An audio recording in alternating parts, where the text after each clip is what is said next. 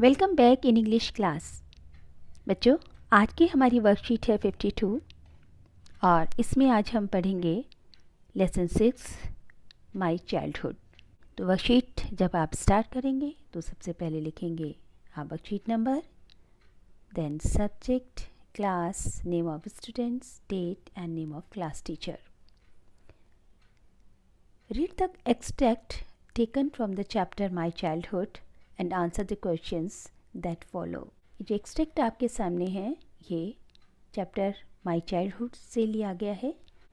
ये एपीजे अब्दुल कलाम जो एक ग्रेट साइंटिस्ट थे और हमारे देश के प्रेसिडेंट भी रह चुके हैं, उनके द्वारा लिखी गई ऑटोबायोग्राफी विंग्स ऑफ फायर से लिया गया है। So let us start.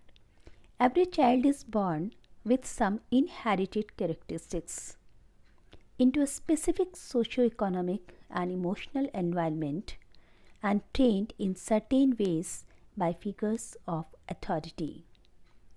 हर बच्चा पैदा होता है with some inherited characteristics, कुछ पैतृक गुणों के साथ, into a specific socio-economic and emotional environment, और जो उसका पालन पोषण होता है एक खास तरीके के सामाजिक, आर्थिक और भावनात्मक वातावरण में, and train in certain veg, और उसको कुछ खास तरीके से उसकी परवरिश की जाती है बाय फिगर्स ऑफ अथॉरिटी, उसके माता पिता के द्वारा। फिगर्स ऑफ अथॉरिटी यहाँ पर कौन है? उसके पेरेंट्स। तो कहने का तात्पर्य यह है कि हर बच्चे का जन्म अपने कुछ पैतृक गुणों के साथ होता है, यानी वो कुछ पैतृक गुणों से गुण अपने अंदर लेकर आता है। इसके अलावा कुछ वो सीखता है सामाजिक, आर्थिक और भावनात्मक एनवायरनमेंट से, और कुछ वो सीखता है ट्रेनिंग से जो उसके पेरेंट्स के द्वारा एक खास वातावरण में उसको दी जाती है। आई inherited honesty and self discipline from my father. यहाँ पर आई कौन है? एपीजे अब्दुल कलाम। तो वो बताते हैं कि आई इनहेरिटेड, मैंने जो पैतृक रूप में जो मुझे मिला है वो है ऑनेस्टी यानी ईमानदारी, एंड सेल्फ डिसिप्लिन, आत्म अनुशासन। ये जो मैंने सीखा ये मैंने अपने फादर से, यानी मेरे पिता भी डिसिप्लिन थे, बहुत ऑनेस्ट थे, वही चीज़ मेरे अंदर भी थी। फ्रॉम माई मदर, और अपनी माँ से मैंने लिया आई inherited faith in goodness and deep kindness, हमेशा अच्छाई में भरोसा और दयालुता। And so did my 3 brothers and sister, और वही सब कुछ मेरे भाई और बहनों ने भी लिया। यानी प्रत्येक रूप से ही उन्हें उनके माता और पिता के द्वारा कुछ अच्छी क्वालिटीज़ मिली थी। जैसे पिता के द्वारा उनको ऑनेस्टी और सेल्फ डिसिप्लिन, और मदर के द्वारा उनको अच्छाई में विश्वास और दयालुता, काइंडनेस जैसे गुण मिले थे, और वही सारे गुण उनके बहन भाइयों में भी थे। I had 3 close friends in my childhood. बचपन में मेरे 3 दोस्त थे, रामानंदा शास्त्री, अरविंदन एंड शिव प्रकाशन, ये इनके नाम हैं। All these boys were from Orthodox Hindu ब्राह्मण फैमिलीज़। ये तीनों ही बच्चे, ये तीनों ही लड़के कट्टर हिंदू ब्राह्मण फैमिली को बिलोंग करते थे। और एपीजे अब्दुल कलाम कौन थे? एक मुस्लिम फैमिली को बिलोंग करते थे। As children none of us ever felt any difference among ourselves because of our religious differences and upbringing. एक बच्चे के रूप में हम में से किसी की ने भी ऐसा महसूस नहीं किया किसी भी प्रकार का धार्मिक भेदभाव, या हमारी जो अपब्रिंगिंग हुई थी उसको लेकर हमारे मन में किसी भी तरह के कोई डिफरेंसेस नहीं थे। In fact Ramananda Shastri was the son of Pakshi Lakshmana Shastri. वास्तव में रामानंदा शास्त्री जो थे वो पाक्षी लक्ष्मण शास्त्री के बेटे थे। और पाक्षी लक्ष्मण शास्त्री कौन थे? The high priest of the Rameswaram temple. वे रामेश्वरम टेम्पल के सबसे बड़े पुजारी थे। Later he took over the priesthood of the Rameswaram temple from his father, और बाद में उन्होंने अपने पिता से इसे उत्तराधिकारी के रूप में उन्हें रामेश्वरम टेम्पल का प्रिस्टहुड मतलब पुजारी पद मिला। Arvindan went into the business of arranging transport for visiting pilgrims. Pilgrims होता है तीर्थयात्री। जो अरविंदन ने क्या बिजनेस संभाला? जो तीर्थयात्री वहाँ पर घूमने के लिए आते थे वो उनके लिए ट्रांसपोर्ट का अरेंजमेंट करते थे। तो वो एक ट्रांसपोर्टर बन गए। एंड शिव प्रकाशन became a catering contractor for the southern railways. और दक्षिणी रेलवे में शिव प्रकाशन जो थे वो एक कैटरिंग कॉन्ट्रैक्टर बन गए। तो बच्चों अभी आपने इस एक्सट्रैक्ट को पढ़ा। अब आपके सामने कुछ MCQs दिए गए हैं जिनका आंसर आपको देना है। तो first question is the boys had dash friendship. अब उनकी फ्रेंडशिप कैसी है? कैजुअल है, ट्रेजर्ड है, डिस्टेंट है और वन साइडेड है। तो वन साइडेड तो बेटा नहीं है, ना ही डिस्टेंट है, क्योंकि वो सब लोग साथ साथ रहते थे। कैजुअल भी नहीं है, ये है ट्रेजर्ड। तो इसका आंसर आप करेंगे treasured. Next question is what is the central idea of the given above extract. जो आपको एक्सट्रैक्ट दिया गया है उसका सेंट्रल आइडिया क्या है? एवरीथिंग डिपेंड्स ऑन अपब्रिंगिंग, ये लियो टॉल्स्टॉय ने कहा है कि हर चीज़ बच्चे की अपब्रिंगिंग पर यानी पालन पोषण पर डिपेंड करती है। सेकंड है discipline is a bridge between goals and accomplishment.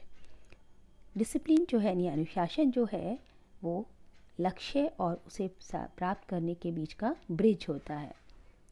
Next is many people will walk in and out of your life but only two friends will leave footprints in your heart।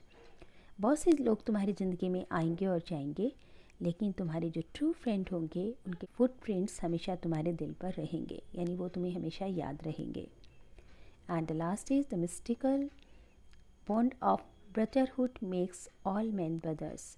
जो एक रहस्यमय bond होता है brotherhood के भाईचारे का, वो हर सभी मनुष्यों को एक दूसरे का भाई बनाता है। तो इसमें जो मुझे लगता है वो इसमें हम ऑप्शन पर जाएंगे, option 1। Everything depends on upbringing, यानी हर कुछ जो है अपब्रिंगिंग पर डिपेंड करता है। इसका आंसर होगा हमारा option 1। Next question is the extract uses the phrase figures of authority. इस एक्सट्रैक्ट में एक फ्रेज आया है फिगर्स ऑफ अथॉरिटी, ठीक है।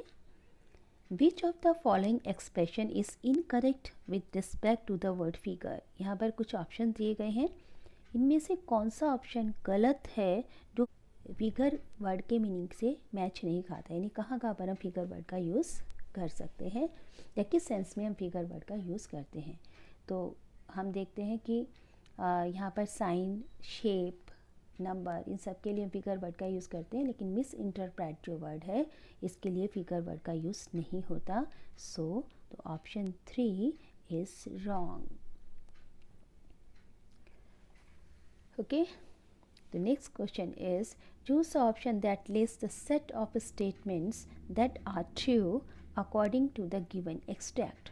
आपको इसमें से सेट ऑफ स्टेटमेंट्स ढूंढना है जो कि ट्रू है according to the given extract.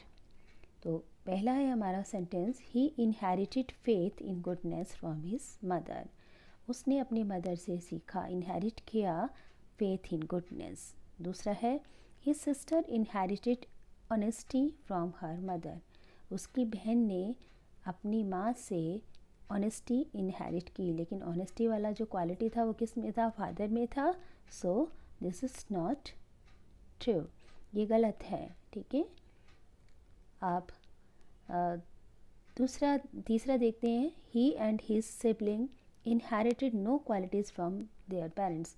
उसने और उसके जो भाई बहन हैं उन्होंने अपने पेरेंट्स से कोई क्वालिटी नहीं ली, तो ये तो बिल्कुल रॉन्ग है, उन्होंने तो ली थी। अगला है his brother inherited self discipline from his father.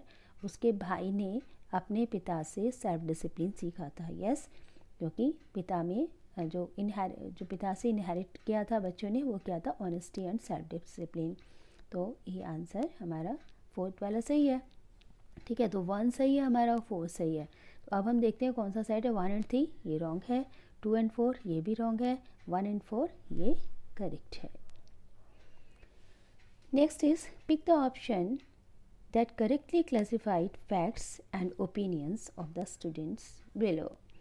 यहाँ पर कुछ फैक्ट्स दिए गए हैं और कुछ ओपिनियंस दिए गए हैं, तो हमें बताना है कि कौन सा फैक्ट है, कौन सा ओपिनियन है, और कौन सा भी इसमें जो ऑप्शन सही होगा उसको हमें ठीक करना है।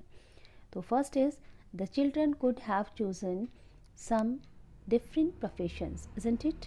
कि बच्चे जो हैं वो अपनी मर्जी से डिफरेंट प्रोफेशन कुछ डिफरेंट प्रोफेशन चूज़ कर सकते हैं। ये ज़रूरी नहीं कि जो माँ बाप का हो वही बच्चों का हो, ठीक है। तो ये क्या है, फैक्ट है, ये सही है बिल्कुल। अगला है the children never felt they were different from each other. बच्चों ने ऐसा कभी भी महसूस नहीं किया। कौन से बच्चे? वो जो चारों फ्रेंड हैं, 3 तो उनके फ्रेंड और एक खुद APJ अब्दुल कलाम, ठीक है। तो they never felt they were different from each other, कि वे एक दूसरे से अलग थे। जबकि 3 हिंदू थे, एक मुस्लिम था, लेकिन वो उन्होंने कभी भी इस चीज़ को फील नहीं किया। ये फैक्ट है, क्योंकि ये APJ अब्दुल कलाम ने खुद अपनी ऑटोबायोग्राफी में लिखा है। I think it was a well knit social bond which made the difference. तो ये ओपिनियन है। आई थिंक, जहाँ पर आई थिंक लग रहा है तो इसका मतलब ये ओपिनियन है।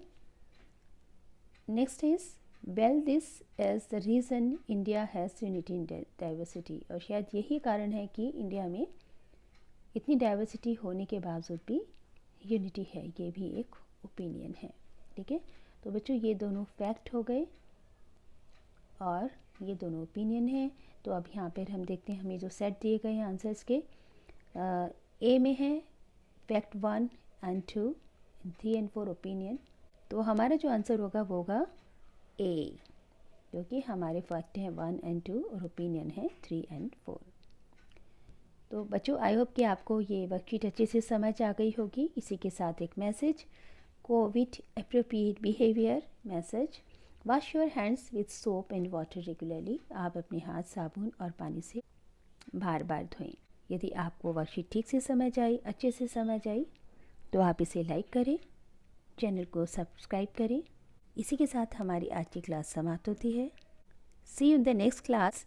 Till then stay home, stay safe. Thank you, have a nice day.